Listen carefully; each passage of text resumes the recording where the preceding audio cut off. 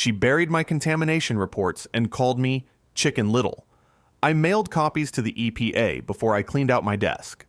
That was a Tuesday. 2:11 p.m. when I read the email. 5:12 p.m. when I walked out of the building with a cardboard box and 14 years of institutional knowledge she couldn't fit in a dumpster. And 4:47 p.m.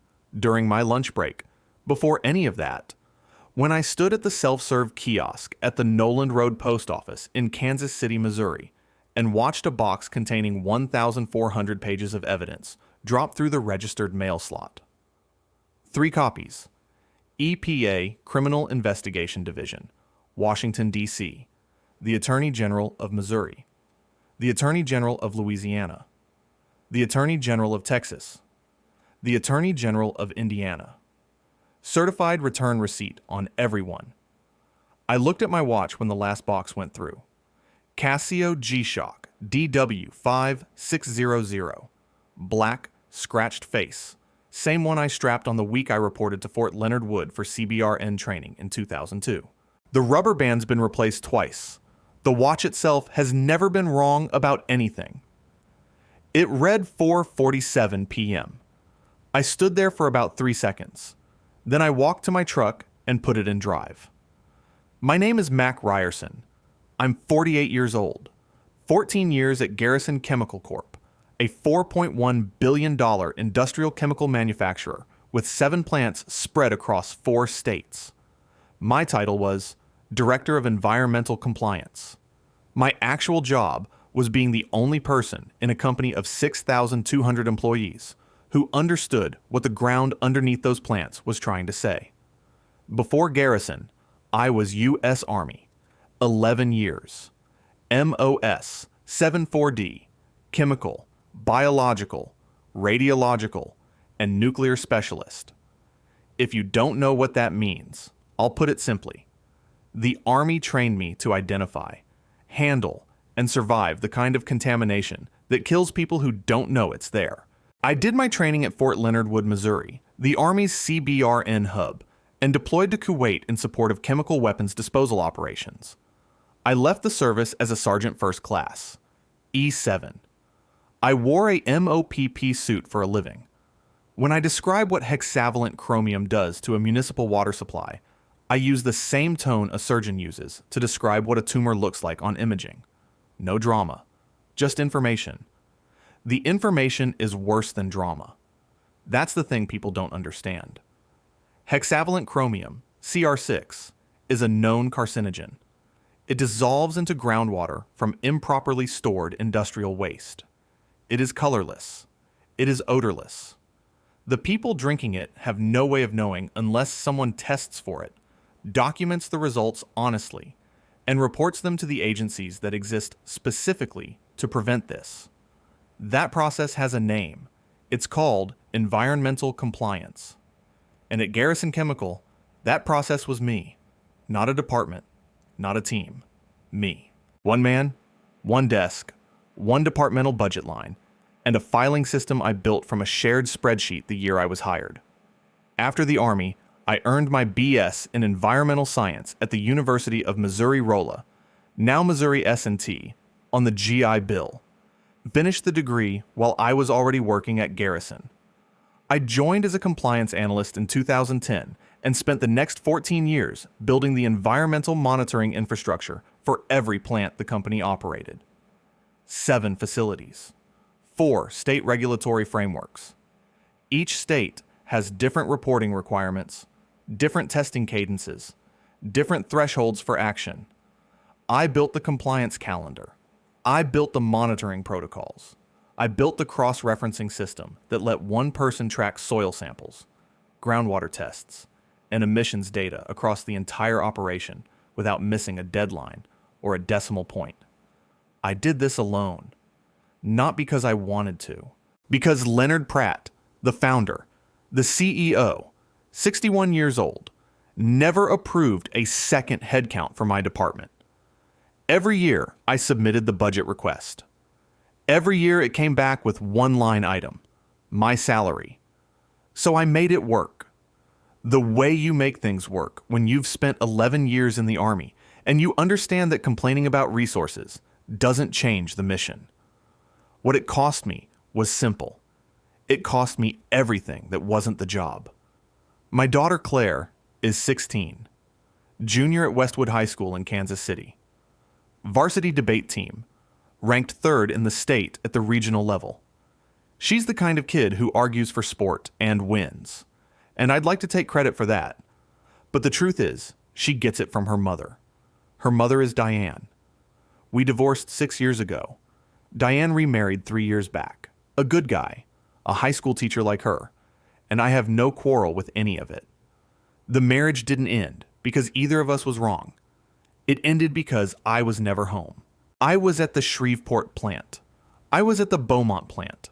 I was in Indianapolis reviewing soil cores at 11 p.m. on a Wednesday because the quarterly EPA submission was due Friday, and the numbers from the lab didn't match what the plant manager had sent me.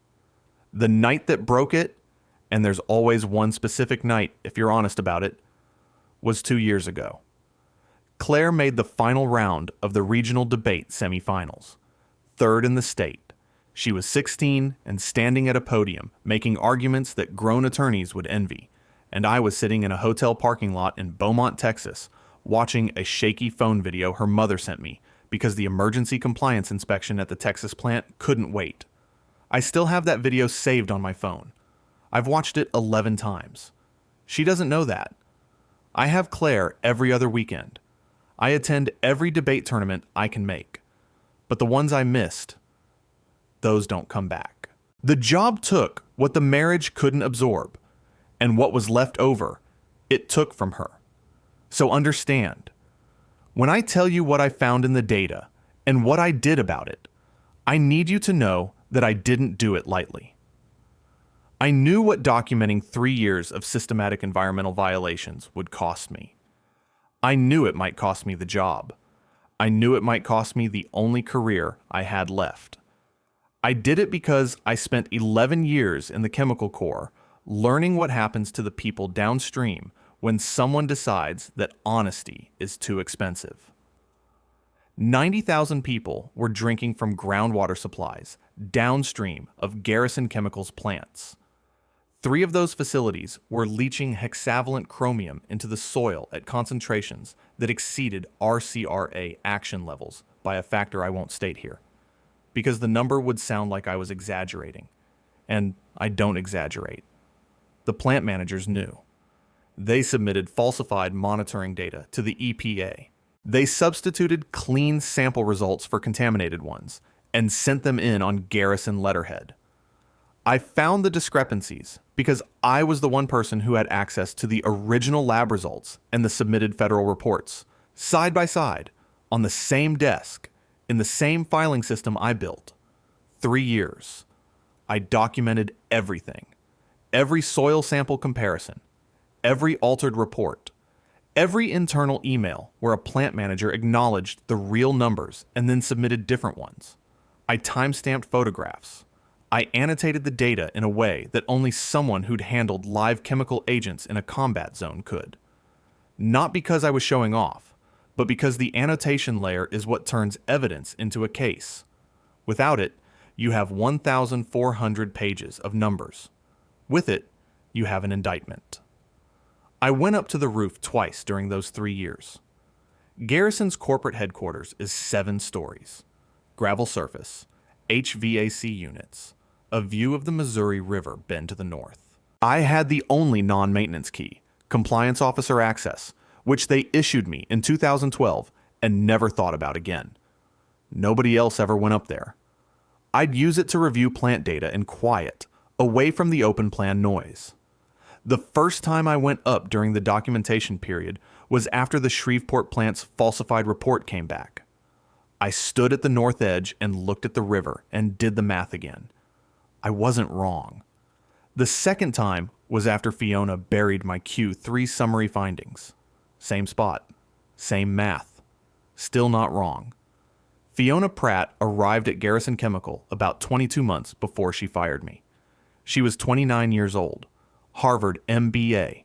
She was also Leonard Pratt's daughter, which is the only credential that mattered for her hiring, and the only one she never mentioned on LinkedIn, where her profile listed her title as Chief Sustainability Strategist and Culture Architect. Her actual title, the one her father approved the day after she arrived, was Vice President of Sustainability and Environmental Strategy, a title she created for a role that had not previously existed. Her qualifications for this role consisted of 10 months of what she called sustainability consulting, which in practice meant she had written Garrison's annual ESG report. 48 pages, photographs of wetland restoration projects the company did not fund. No binding legal weight whatsoever. She showed up in earth tone blazers. The color palette was doing a lot of work. Silk blouses, hair always pulled back so tight it looked structural. She wore an Apple Watch she checked mid-conversation, the way some people check exits. She shook hands with her fingers only. She smelled like a candle store. And she spoke with the cadence of someone who had rehearsed casual until it sounded like a dialect. Her vocabulary was a closed loop.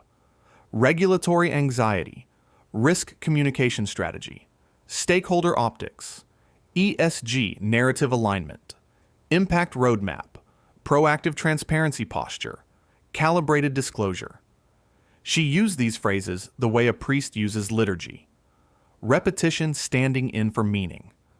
The first time I briefed her on the Q3 compliance summary, the one documenting active hexavalent chromium contamination at 3 facilities, she nodded, wrote something on her tablet, and said she'd integrate the risk communication strategy with the board narrative. I never saw the summary again. It did not reach the board. That's when I found the email. A plant manager in Shreveport had forwarded a chain to the regional operations group and accidentally included me on the distribution. Buried 6 messages deep was an email from Fiona Pratt to Leonard Pratt. I read it at my desk at 2:11 p.m. on a Tuesday.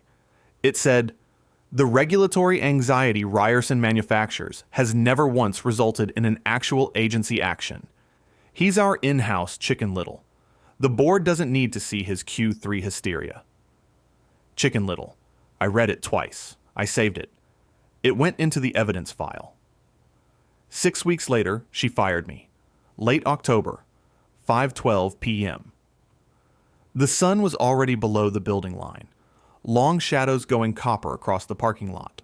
The kind of October dusk that turns everything the color of old metal. She sat across the conference table with her blazer buttoned and her Apple Watch catching the overhead light. Next to her was Greg Anderson, 44, from HR, who sat with both hands flat on the conference table surface like he was trying to keep the table from floating away. He did not speak. He did not look at me. He looked at a point somewhere between the table's edge and the far wall, the way a man looks when he has practiced not being in the room while physically remaining in it. Fiona explained. Regulatory anxiety, unnecessary compliance escalation, cultural misalignment. She said proactive transparency posture once and calibrated disclosure twice. She said the company was moving toward an ESG narrative alignment strategy and that my role, as currently configured, was no longer compatible with that direction. She did not mention hexavalent chromium. She did not mention the Q3 summary.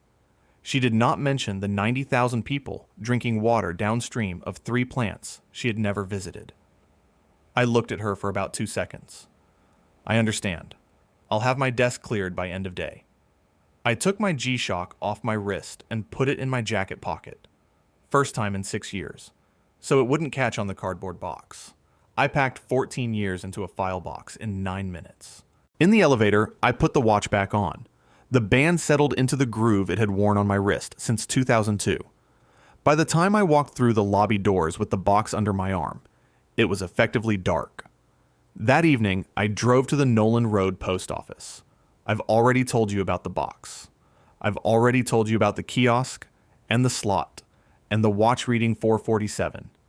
What I haven't told you about is the drive home. October in Kansas City has a particular quality at dusk. The light goes sideways through everything, and then it's gone. No negotiation, no lingering. By the time I pulled onto I-435, the sky was the color of a bruise healing. I drove with the radio off and the window cracked 2 inches. The air smelled like cold and leaf rot, and the diesel from a semi running ahead of me in the right lane. I did not feel angry. That's important to understand. Anger is reactive. Anger implies surprise.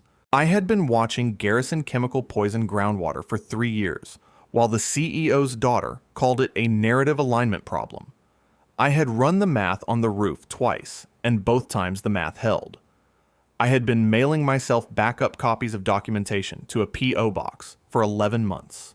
When the firing came, it felt less like an ambush and more like the starting gun for something I'd already stretched for. I pulled into my driveway at 5:38. My house is a 3-bedroom ranch on the south side of Kansas City. Nothing special. Oak floors, chain link fence, a garage I park in during winter and don't during everything else. I sat in the truck for about a minute with the engine off. Then I went inside, set the box on the kitchen counter, poured a measure of Jameson into a straight glass. No ice, same bottle that had been on the counter since July, and called Walter Caldwell. Walter picked up on the second ring. "It's Mac. I know who it is. What happened?" "She terminated me at 5:12. I mailed the package at 4:47. 4 seconds of silence on the line. Then Walter laughed. Not a happy laugh, the laugh of a man who had been waiting for a phone call, the way a hunter waits for a bird to flush. "You mailed it before they walked you out." "I mailed it during my lunch break. I went back to work, let her fire me, and cleaned out my desk." Mac. "Yeah. You precise, methodical son of a bitch." Walter Caldwell is 54. Former Army JAG, Fort Bragg, then Fort Leonard Wood, where we overlapped for 2 years. He left the Army as a captain and went into environmental law because he'd watched enough chemical disposal operations go sideways to understand that the real contamination in America wasn't happening on military posts. It was happening in the private sector, where the budget for honesty was zero and the budget for lawyers was unlimited. He'd built his firm in Kansas City around the Clean Water Act, RCRA, and a very specific section of federal law that I'm going to explain to you now, because it is the reason I am sitting where I am sitting today. The False Claims Act. Title 31, United States Code, Section 3730B. It's a Civil War-era statute. Lincoln signed it because defense contractors were selling the Union Army lame horses and sawdust instead of gunpowder. The mechanism is called quitam, which is Latin for something I don't remember, and Walter explained to me once while eating a sandwich. What it means in practice is this: if you have evidence that a company has defrauded the federal government, submitted false certifications, lied on federally required reports, held government contracts while violating the conditions of those contracts, you can file a sealed complaint as a private citizen, called a relator, and if the government recovers money, you get a percentage, 15 to 25%.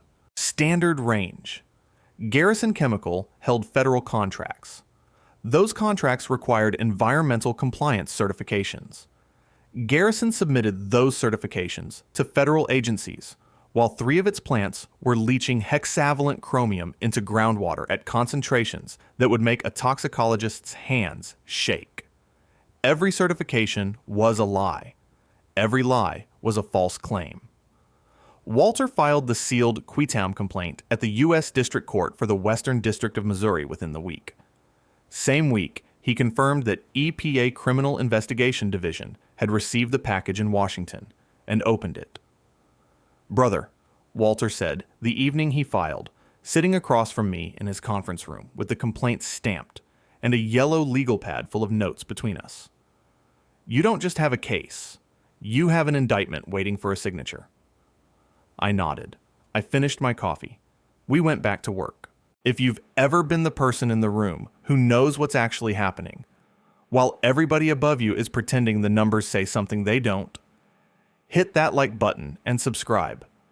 Because what happened next is the part they don't teach at Harvard Business School.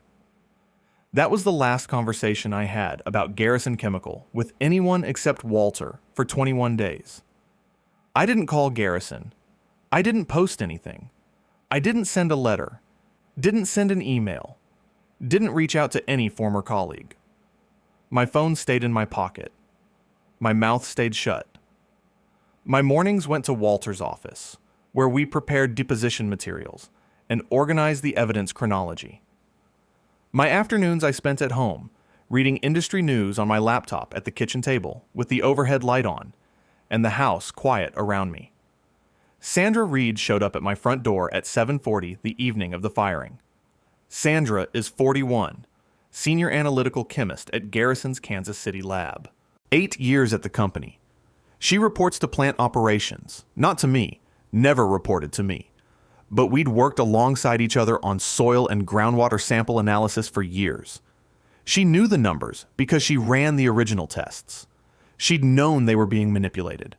She had 2 kids in school and a mortgage, and she'd told herself the compliance officer would handle it. She stood on my front step holding a USB drive the size of her thumb. I should have given you this a year ago. I took it. It contained every original, unaltered lab result from the prior 3 years. Every sample she'd run. Every number before the plant managers changed them. I didn't know, standing there in my doorway, that the EPA already had my package. I didn't know yet that Sandra's drive would become supplemental evidence in the case file. I just knew that a woman with 2 kids and a mortgage had driven across town on a Tuesday night because her conscience weighed more than her fear. Thank you, Sandra. She nodded once and left. She didn't ask what I was going to do with it. She didn't need to. Claire came for her weekend 3 days later. Friday. We got Thai food from the place on Warnell Road that puts too much basil in the pad CU, which she insists is the correct amount, and I insist is botanical assault. She ate with chopsticks. I used a fork. We had this argument every time. She set down her chopsticks about 10 minutes in. Dad, how much trouble is the company in? I looked at her. She's 16. Varsity debate. 3rd in the state. She doesn't ask questions she doesn't already have a theory about. A lot. Good. She picked her chopsticks back up. We finished dinner. She went to her room to work on a case brief for the November tournament. I cleaned the kitchen and listened to her voice through the wall, practicing her opening statement to nobody, the cadence rising and falling, like she was arguing before a judge. She was better than half the attorneys I'd worked with. I did not tell her about the EPA package. I did not tell her about the False Claims Act. I told her the company had violated environmental regulations and that the proper authorities had the information they needed. She's 16, and she's sharp, and she deserved honesty. But she didn't need the weight of it. Not yet. 21 days after I stood at the post office kiosk, the weight arrived on its own. Day 21, November, 6:18 a.m. The sky over Missouri was doing the thing it does before full light in November. Gray-purple, undecided, the horizon barely separable from the ground. The kind of dawn that can't commit to being morning. At 6:18 a.m., EPA Criminal Investigation Division vehicles arrived at 7 Garrison chemical facilities simultaneously. 7 plants, 4 states, coordinated federal inspection warrants executed at dawn. By the time the facility managers at each location understood what was happening, who was at the gate, what badges they were holding, what the paperwork authorized, actual daylight had arrived. There was nothing transitional about it. I was not there. I was at my kitchen table with coffee, reading the news on my laptop. I learned about it the way the rest of the world would learn about it over the next 72 hours. Piece by piece, then all at once. The first call came at 7:45 a.m. Not to me. To Garrison headquarters. The Shreveport plant manager, calling the VP of operations, voice stripped of everything except the specific frequency of a man who has just realized that the building he's standing in is no longer his. I know the contents of that call because it surfaced in Discovery 8 months later. 5 words that mattered. They have everything. They specifically have the 2022 monitoring substitution emails. By mid-morning, the calls were coming to me. The first one from a Garrison number hit my phone at 11:14 a.m. on day 22. Leonard Pratt. I looked at the screen, set the phone face down on Walter's conference table, and went back to the document I was annotating. Call 2 came at 1:30 p.m. Leonard again. Same result. Call 3 was Garrison's general counsel, a man named Kevin Stafford, 52, who had been competent enough to keep the company out of litigation for a decade and not competent enough to ask why the sole environmental compliance officer had been fired without board consultation. I let it ring. On day 22, Stafford walked into Leonard Pratt's office. I know this from the deposition transcript. He was carrying a printed copy of a document, the filing stamp from the sealed complaint, which someone in the U.S. Attorney's Office had referenced in a communication to Garrison's outside counsel in a way that confirmed its existence without revealing its contents. The seal held, but the shadow of it was enough. Stafford's exact words, per the transcript, Mr. Pratt, the EPA Criminal Investigation Division is at all 7 plants. Simultaneously, they have a 1,400-page evidence package, original lab results, the monitoring substitution emails from 2022. It's annotated, sir. It's complete. Everything. Leonard Pratt asked how this was possible. Stafford said, Mac Ryerson. He kept everything in his own files, off-network. There was a pause in the deposition transcript noted by the court reporter as silence, approximately 8 seconds.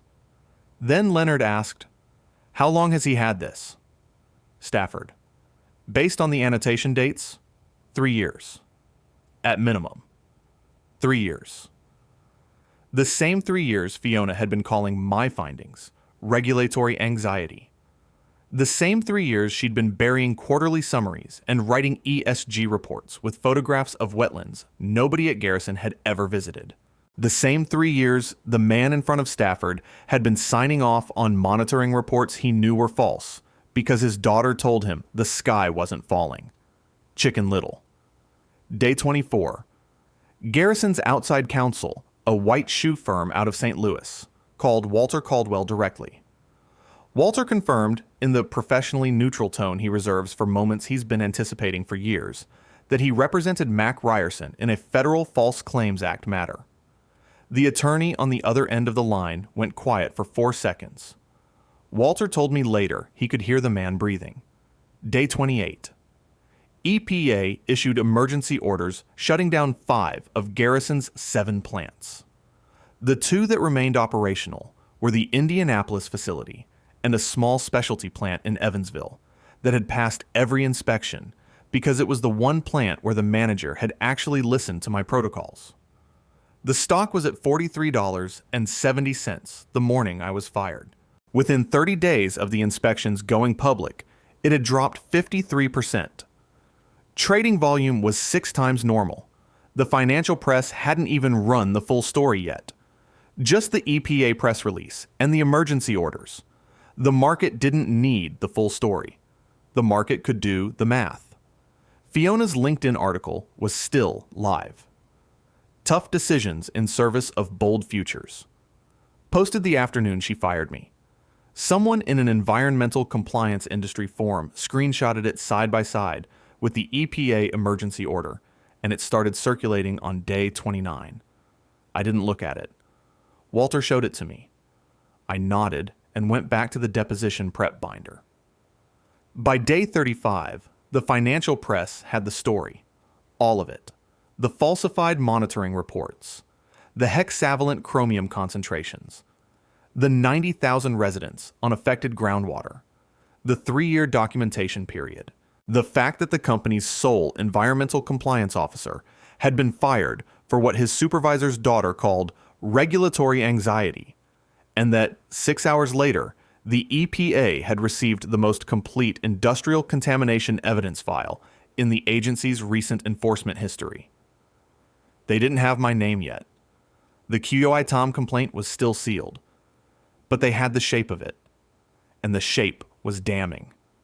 The calls kept coming. 23 total over 72 hours.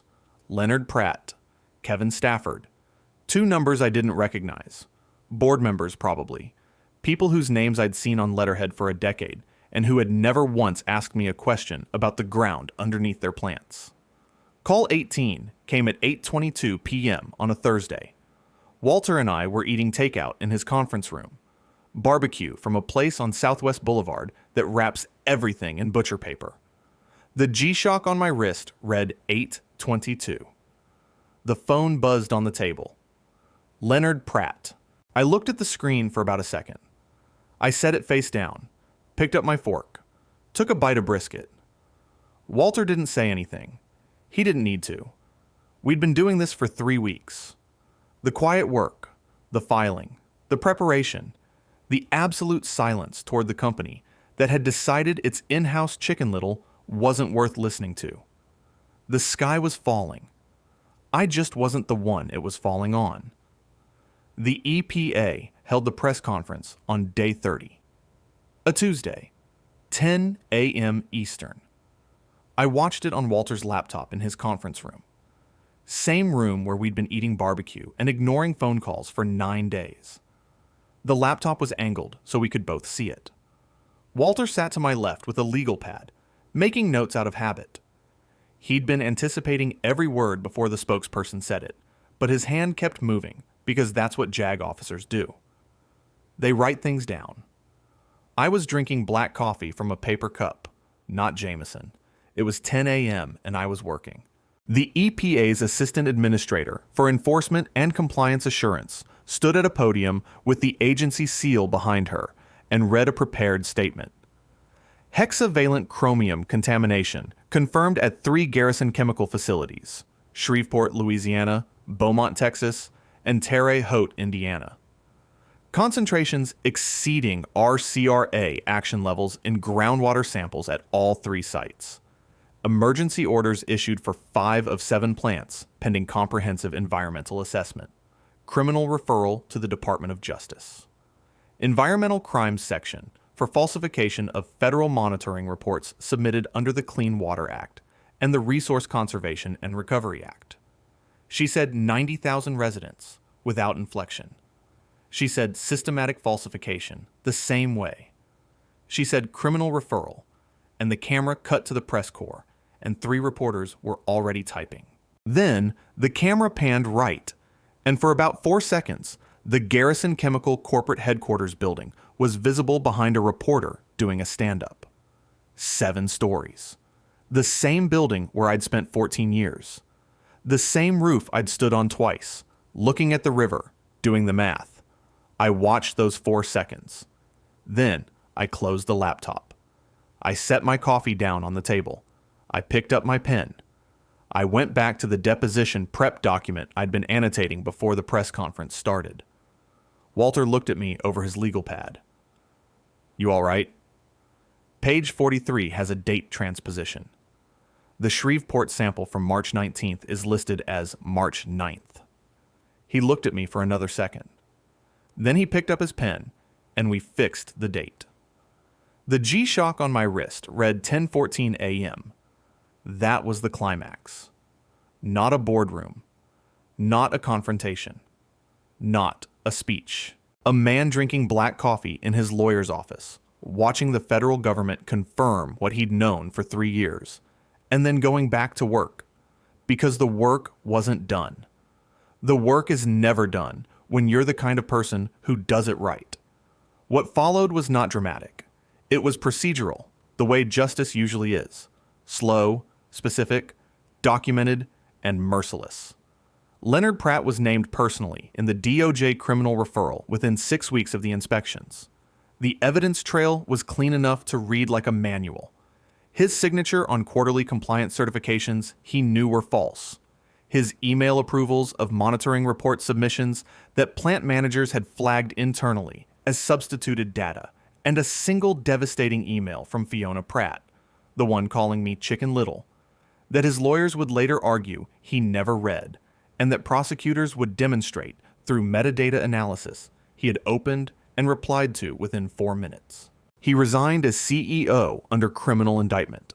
His attorneys negotiated his departure in language that used the word transition 7 times and the word accountability 0 times. It didn't matter. The indictment said what the press release wouldn't. Before he resigned, he did one thing that the board later confirmed was the only unilateral decision he made in his final week. He fired Fiona. I don't know the details of that conversation. It wasn't in any deposition I was part of. I know it happened on a Thursday because Kevin Stafford mentioned it in his testimony as occurring the same week the criminal referral was communicated to Mr. Pratt's counsel. I know Fiona's access badge was deactivated that afternoon because Sandra Reed, still at her lab bench, still running samples, now under the protection of RCRA Section 7004B, saw the notification come through the security system. I don't know what Leonard said to his daughter. I don't know if he used the word fired or something softer. I know that by the following Monday, Fiona Pratt's LinkedIn profile had been scrubbed of any reference to Garrison Chemical. The article, "Tough Decisions in Service of Bold Futures," was deleted, but the screenshots were everywhere. Industry forums had turned them into a kind of shorthand. Someone in an environmental compliance group had paired her Instagram post, the one from the day after my termination, the corner office photo, new chapter, new energy with the seedling emoji, with the EPA's press release photograph of a soil sampling team in hazmat suits at the Shreveport plant. The 2 images circulated together for weeks. Fiona Pratt was 29 years old. She was not indicted. She was not charged. She had committed no crime that a prosecutor could name, which is a different thing than having done nothing wrong. She had buried contamination findings, suppressed compliance reports, and fired the only person standing between her father's company and a federal investigation. And none of that, technically, was illegal. What it was unemployable. Her Harvard MBA, 22 months of credential that she mentioned within 3 sentences of every introduction she ever gave, currently had no takers in the chemical sector, or the energy sector, or the manufacturing sector. The screenshots had made certain of that. 3 plant managers were indicted under RCRA criminal provisions.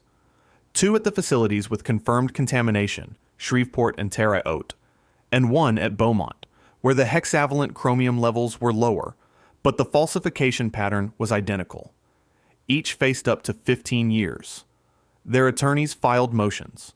The motions were denied. The evidence was annotated.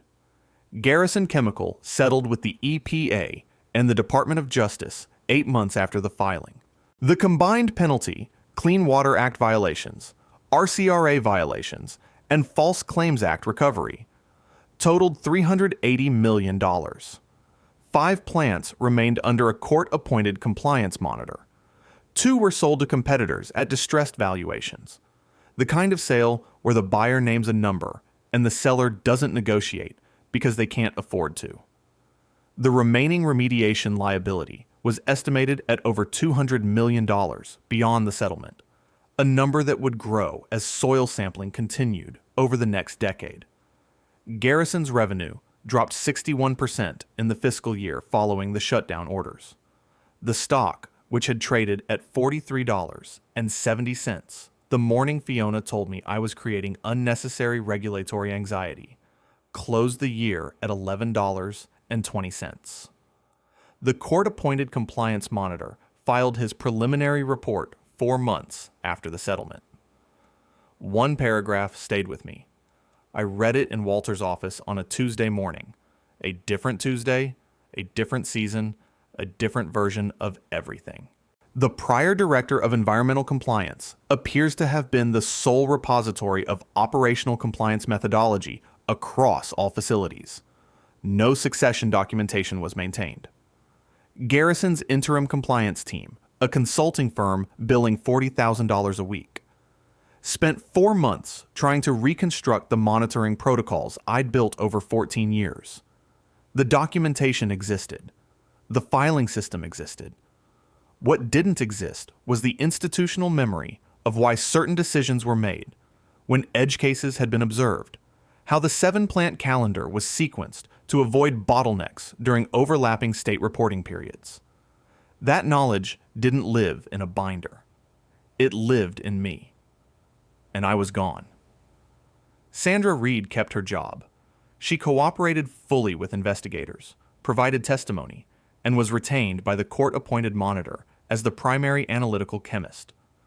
She was the one running the real numbers now, for people who actually wanted to see them. I called her once, about 3 months after the settlement, to tell her that her USB drive had been designated Exhibit A Supplemental in the case file. She was quiet for a moment. Then she said, "Good." And that was the end of the conversation. My share of the False Claims Act recovery was $47 million. Toward the lower end of the standard Qui-Tam relator's range, under 31 U.S.C. section 3730D, because the government joined the action after conducting its own investigation using my evidence as the foundation. Walter had told me to expect the lower end. I didn't argue. The number was $47 million.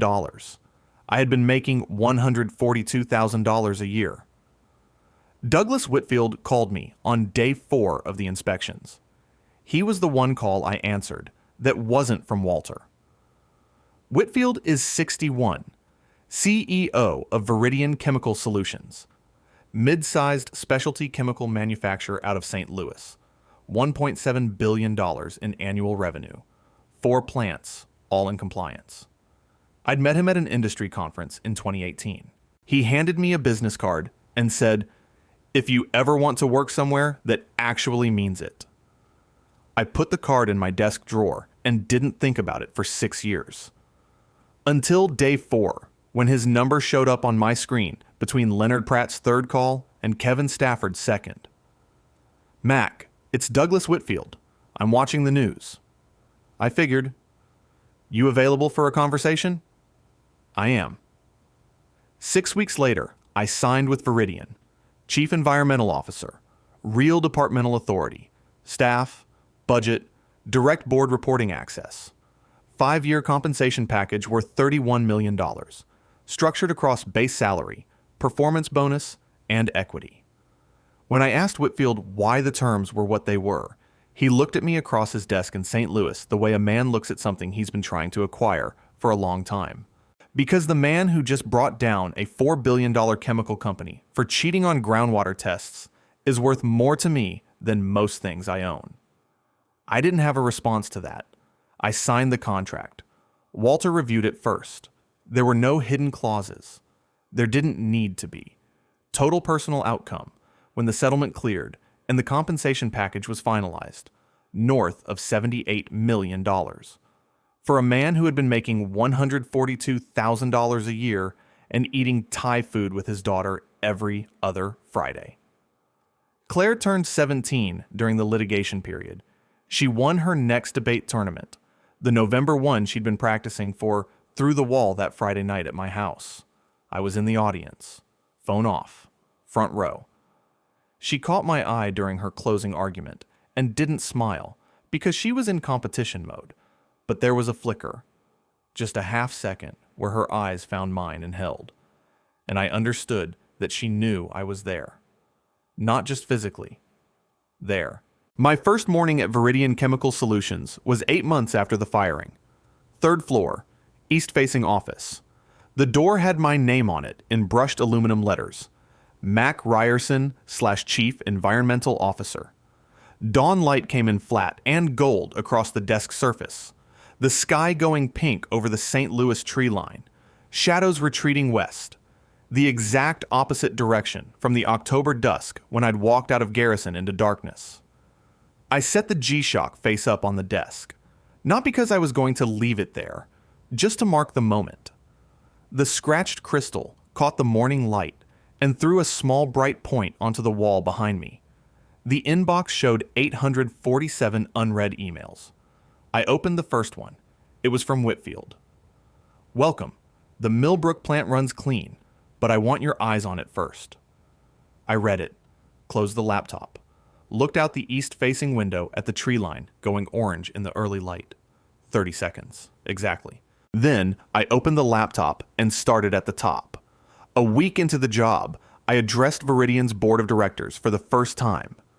One of the board members, a woman in her 60s who'd spent 30 years in industrial manufacturing and had the bearing of someone who'd earned every gray hair twice, asked me a question.